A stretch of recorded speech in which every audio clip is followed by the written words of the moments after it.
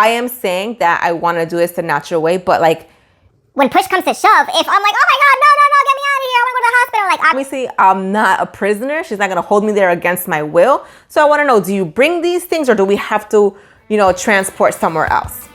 Hey guys, welcome back to my channel. On today's video, I am going to be talking to you guys about my interview questions that I had when I was searching for a midwife.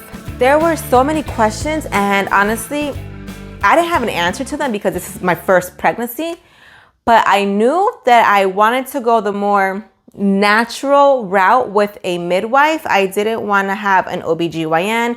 I don't want to have my birth in a hospital surrounded by so much chaos, the big fluorescent lights, the monitors, the beeping, the PA announcements. I wanted to just be in a more homey, natural environment where I could just be more peaceful and less stressed out, because let's be real, going into labor is kind of scary, especially for a first-time mom who you don't know what to expect. And I also know that having a child in the hospital might put you in a position where you're getting all these medical interventions that I don't want. I want my body to do what it's naturally supposed to do. Based on that, I wanted to go the midwife route. I will also be leaving these questions down in the description box below. If you guys want to check it out or print them out, you guys are more than welcome to. And let's get started. All right, so I have my computer here and I'm just gonna, briefly talk about a couple of these, not all of them. Obviously, COVID is still somewhat of a factor. It seems like it's dying down, but there's still plenty of practices and offices and medical buildings that are adhering to certain COVID-19 policies. So I wanted to know, what is your COVID policy for when it's time to deliver? Now, obviously with this question, they can't give me 100% this is our policy, because as we've experienced, things are starting to change and to shift.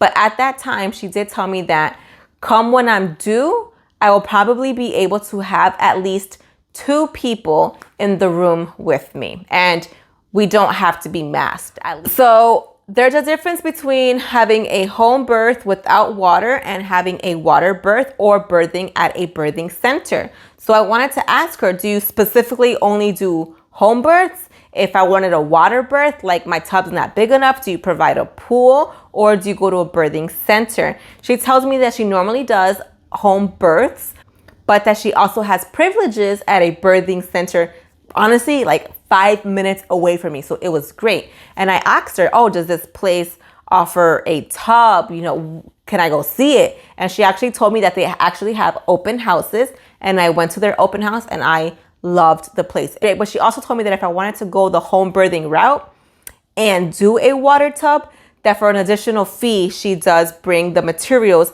and the pool with her. So that's also a good follow-up question if you want to do the water birth, but you don't know how much extra it'll cost. So a natural birth may look different to other women. So I wanted to know, do you bring an epidural if I change my mind at the end? Do you guys bring Pitocin? Do you guys do fetal monitoring? What is your method and what do you bring with you? Another important question that I had was, once the baby is born, what are your practices and your philosophy? Are you going to take the baby? Are you going to clean it? Are you going to bathe it? Are you going to shoot it in the eye with like a cleanser? What are you going to do? Do you promote skin on skin?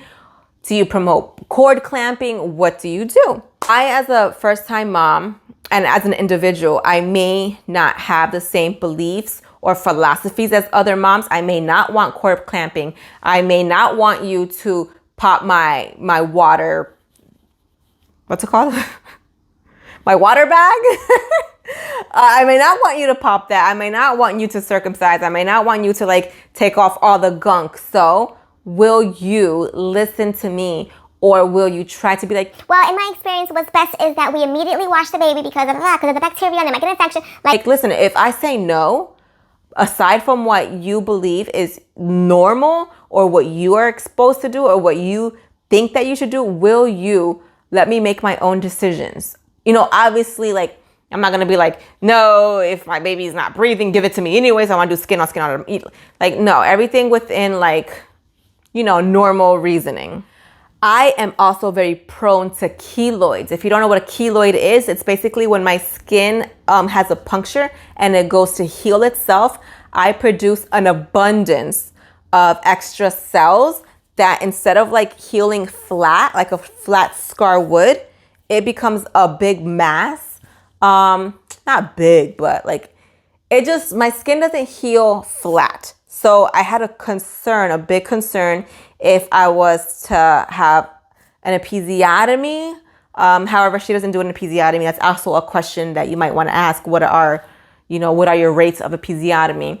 But I wanted to know, like, hey, if I tear down there, what are the odds of me forming a keloid? Now, she told me that based on her experience, she didn't know too much on it. And I appreciated her honesty. And with that said, I had to go do my own research as far as if I'm prone to keloids, will I get a keloid down there in that region? But according to what I've learned and looked up, and some women that I've spoken to that have keloids, that have torn, they've never gotten a keloid in that area because of the type of skin that it is. Similar to like if you're prone to keloids, you won't get a keloid in your mouth.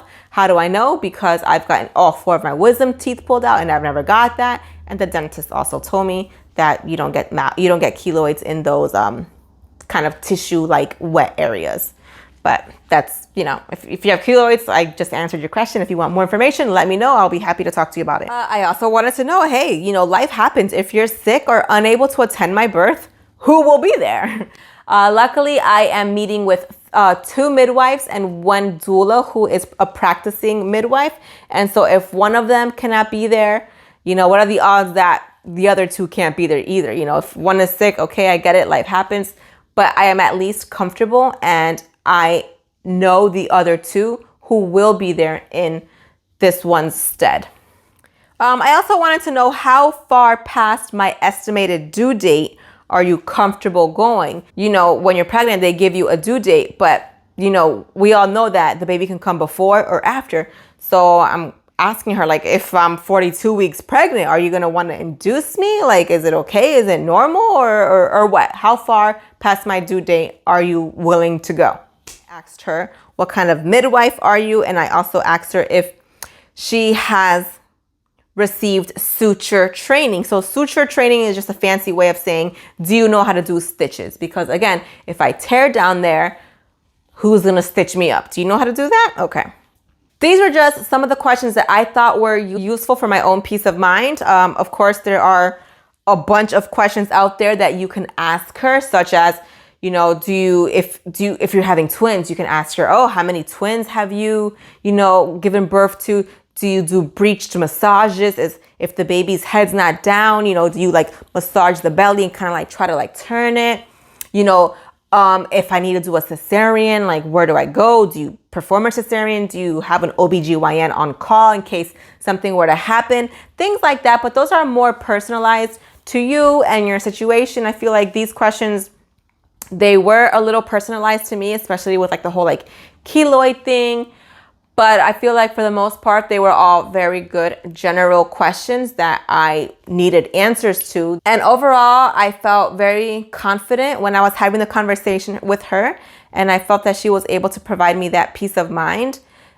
And everything just flowed not normally. She wasn't like, oh, let me get back to you on that. Or like, oh, I don't really know. Or like, oh, yeah, maybe. It just depends. Like, no, she gave me concrete answers. We spoke about how much it was going to cost, out-of-pocket expenses, things like that. And this was all on a phone interview. It wasn't even a consultation. So she was actually really, really great. And I was very excited when I met her.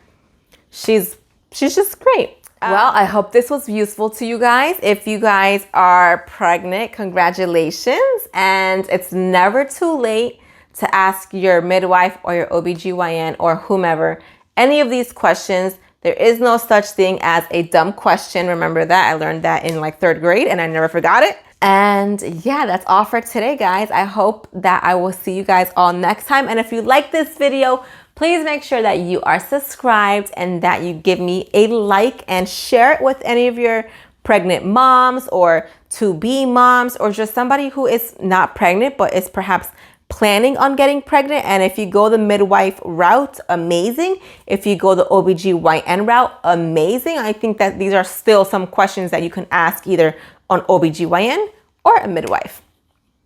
All right, guys, as I said, I will see you guys all next time, and thanks for watching.